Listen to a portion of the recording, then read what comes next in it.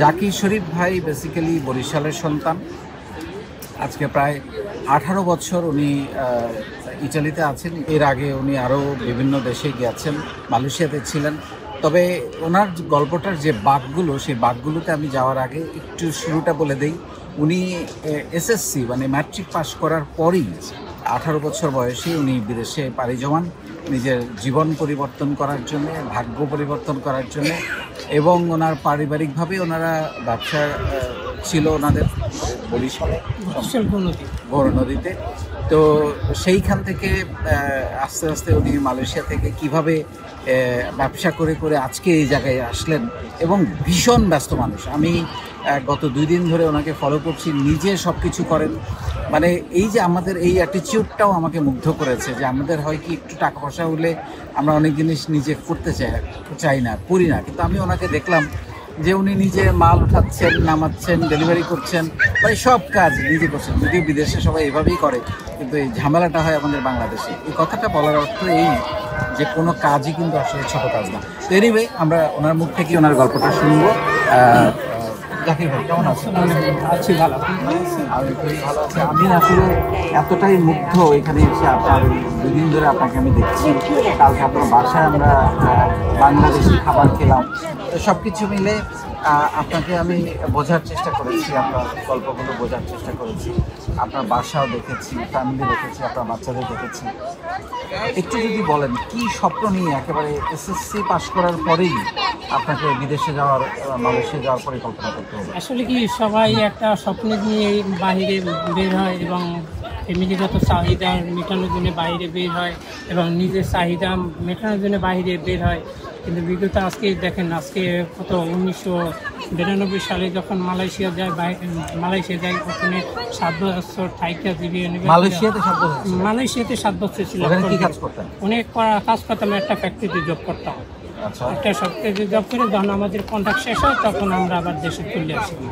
দেশে একটু যদি বলেন, মালয়েশিয়াতে আপনি যে কাজের জন্য বাংলাদেশ থেকে গিয়েছিলেন, মালয়েশিয়া গিয়ে কি ওই কাজটা পেয়েছিলেন 1992 সালে? না, ওই কাজটা পাই নাই, যেরকম বলছিল ওরকম পাই নাই, কিছু পাইছে একটা। কিন্তু অনেক কষ্টের, মানে যা বললেন না তা হয় না, যা অপোজিট সাইড বিপরীত জিনিসটা সৃষ্টি করে। এখন কি করবো, যাইয়া করছি, এখন তার পিছনে ব্যাক করার কোনোই নাই।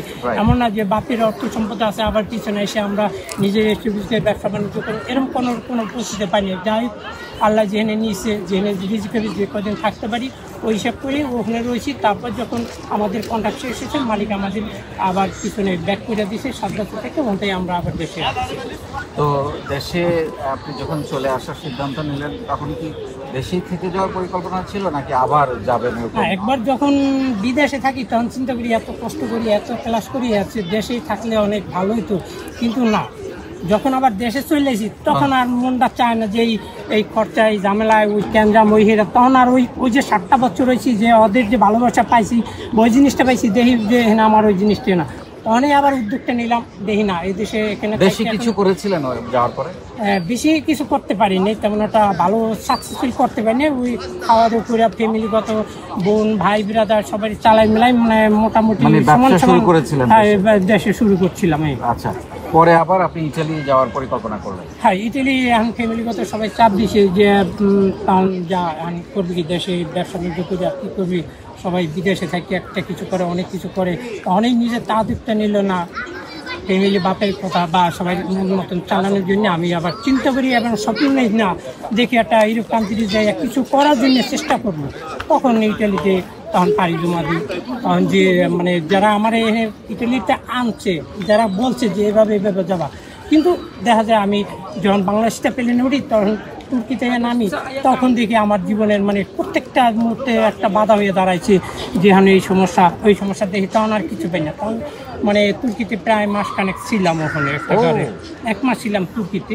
মানে আপনি ইটালি আসার উদ্দেশ্যে তুর্কিতে 1 মাসে ছিলাম, কিন্তু আমার যেভাবে বলছে ওইভাবে দেখি না। আমার ওখানটা তুর্কিতে রাইখা আবার পরের দিন আমার ফ্লাই করবে আবার ইটালিতে, কিন্তু ওইভাবে আর আমি ওই জিনিসটা আর পাই না। তখন আবার তুর্কিতে আবার থাকতে হয়েছে। তখন ওখানে কোনো কাজ করেছেন? না, ওখানে কোনো কাজ করিনি, ওখানে ইয়ে না। তখন এখন ওখানে এমন একটা সমস্যা হয়েছে, এখন আবার ইটালি তাই করলে আবার টাকা পয়সা লাগবে, এই দালালে বলে যে এবার টাকা লাগবে, পয়সা লাগবে, এরকম করে তখন ফ্যামিলিতে আবার ফোন দিই যে হ্যাঁ আমার এই টাকা লাগবে, ওই টাকা লাগবে। তখন ফ্যামিলিতে বহুত কষ্ট ক্লাস করে আবার টাকা দিচ্ছে, ওই টাকা দিয়ে আবার গিরিশে আসি।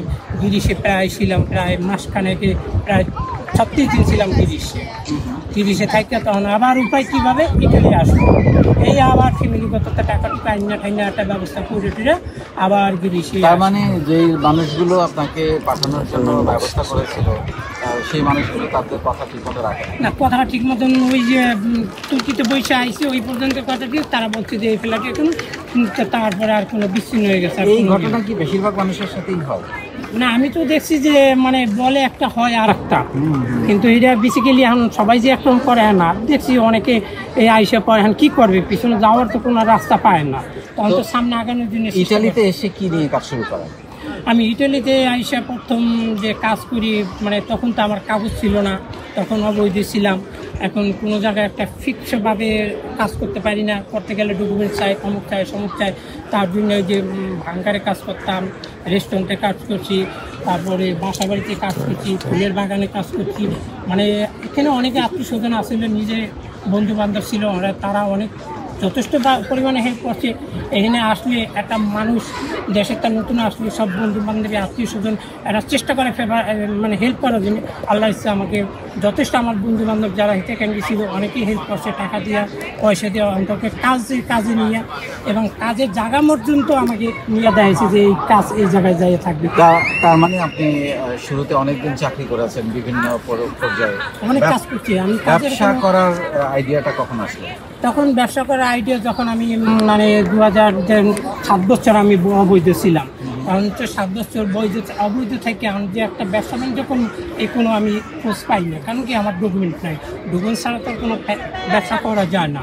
তার জন্য যখন ডকুমেন্ট পাইছি তখন আবার দেশে গেছি, দেশে গিয়া যখন বিয়ে শাদি করে যখন ফ্যামিলি এখানে আনলাম, তখন একটা চিন্তা ভাবলো যে না, এখানে আমি যে ব্যবসা করেছি আবার যে পয়সা ইনকাম করি তাতে আমার ফ্যামিলি মানে পোলাপান চালান বা ফ্যামিলি রাখার মতন আমার তখন আমার চেষ্টা করতে হচ্ছে যে উদ্যোগটা নিচে অন্তত না, আমার এই দাম পাড়ায় আগে যাইতে হবে। তখন চিন্তা করলাম মাথার মধ্যে যে না, এভাবে থাকতে হবে। অনেকে তো অনেক কিছু করে আইসা এই কেউ ব্যবসা করবে, ব্যবসা করা দেখি আস্তে আস্তে অনেক কিছু করে। অনেক আমার মনে তো একটা উদ্যোগটা নিচে যে না, আমার কিছুটা করতে হবে, এভাবে থাকলে আমার কাজ হইবে না।